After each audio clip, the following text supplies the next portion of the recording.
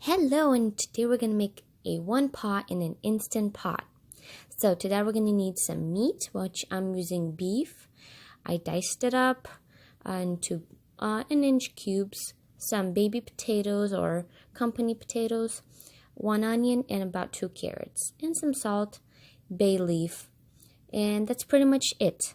So to that we're going to be working in it might take a little time, but it's one pot, so we're going to put everything in one thing. So I want my meat really soft, so I will be cooking it first.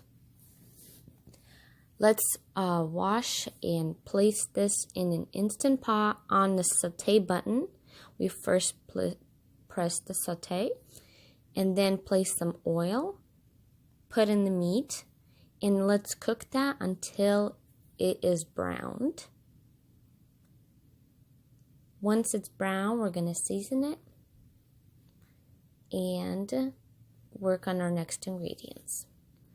So now it's pretty much brown. Season it with whatever you like. I use steak seasoning because it has all the good stuff.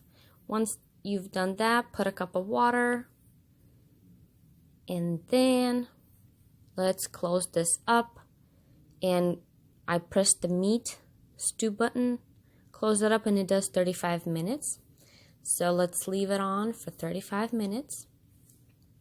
Then you want to do the pressure release, and then that's what it looks after 35 minutes.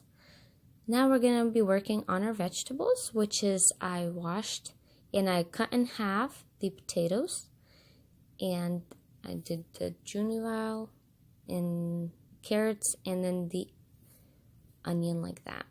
Place in the carrots and the onion, then the potatoes on the top, bay leaf and salt.